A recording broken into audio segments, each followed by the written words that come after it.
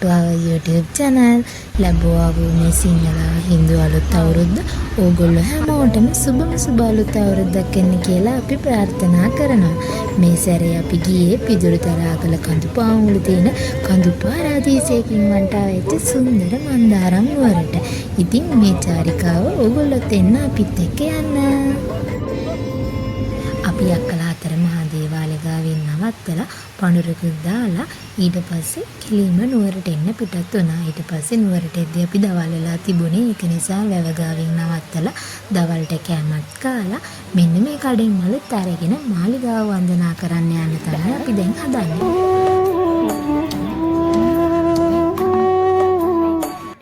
මන්දාරම් නුවරට නුවර ඉඳලා කිලෝමීටර් 50 ගාණක් වෙනවා අපිට Google Map එකේ. ඒ යන පාර තමයි ඔයගොල්ලෝ මේ දකින්නේ. මේ පාර මාරම ලස්සනයි. ගස් වලින් වට වෙලා තියෙන්නේ මාරම නිස්කලංකයි. එදා අපි අවුරුද්දට දවස් දෙකකට විතර කලින් ගියපු ඉඳ වාහන තිබුණේ නැහැ. වාහනත් ගොඩක්ම අඩුයි. අපි ඊට පස්සේ කිල්ලගස්කඩ ටවුන් එකෙන් නතර කෙරුවා අපිට අවශ්‍ය කරන බඩු වගේක් ගන්න.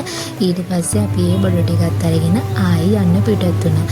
කිල්ලගස්කඩ ඉඳලත් මන්දාරම් නුවරට හැරෙන පාර වෙනකන් කිලෝමීටර් 8ක් විතර යන්න තියෙනවා. එතන ඉඳලා ඒ පාරට හැරෙව්වට පස්සේ යනකොට මෙන්න මේ වගේ පුංචි දියාලි මාරම ලස්සන ඒවා තියෙනවා. ඒ වගේම අර දික්කයක කාලෙදී හානි වෙච්ච තැනුත් ගොඩක් තියෙනවා. පස්සේම කඩාගෙන ගිහිල්ලා කඳු කඩාගෙන ආපු ඒවා හැම ඕගොල්ලන්ට බලා ගන්න පුළුවන්. ඒකින්ද මේ පාරේ යනවා නම් සැලකිලිමත්ව යන්න. ගොඩක් පාත වාහනයක් එනවා නම් ඒක ගැන සැලකිලිමත් වෙන්න ඕනේ. මොකද යට වදින්න තියෙන සම්භාවිතාවය වැඩි. අපි එදා නැවතුනේ මන්දාරම් නුවර කැම්පින් රිසෝට් කියන රිසෝට් එකේ. ඒක මාරම ලස්සනයි. එතනට view එක තමයි මේ ඕගොල්ලෝ දැන් දකින්නේ. එතන කබාන 4ක් තියෙනවා. ඕගොල්ලන්ට ඉතින් කලින් ඒගොල්ලන්ව contact කරගෙන එතන book කරලා යන්න පුළුවන්. අපි ගත්තේ half board package එකක්. ඒක එක කපල් එකකට 12000ක් තමයි වෙන්නේ. ඒගොල්ලෝගේ සර්විස් එක ගැන කියනවා නම් ඒක සුපිරි. ආයම කියන වචන නෑ ඒගොල්ලෝගේ සර්විස් එක ගැන. ඒතරම් මාර්මෝද සර්විස් එකක් ඒගොල්ලෝ දෙනවා අපිට. තව කෙනෙක්ට යන්න කියලා රෙකමන්ඩ් කරන්න පුළුවන් ප්ලේස් එකක් තමයි මන්දාරම් නුවර කැම්පින් රිසෝට් කියලා කියන්නේ.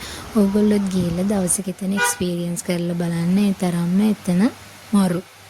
එතන පල්ලෙහා තියෙන ඕගොල්ලන්ට නාන්න ඕන නම් ප්ලේස් එකක්. එතනට ගිහින් නාන්න පුළුවන්. අපි මොර්නින් ටී එක අරගෙන ඉවර වෙලා එතන පල්ලෙහාට ගිහිල්ලා පොඩ්ඩක් නාලා කරලා ආවා. නෑව කිව්වට ඉතින් මම නෑ වෙන්නේ. අපේ අයියා නෑ ආවා. වතුර මාරම සීතලයි. එතන බහින්න බෑ. ඒක නිසා අපි ඉතින් පොඩි ෆොටෝ ෂූට් එකක් කරගෙන ආවා එන්න උඩට.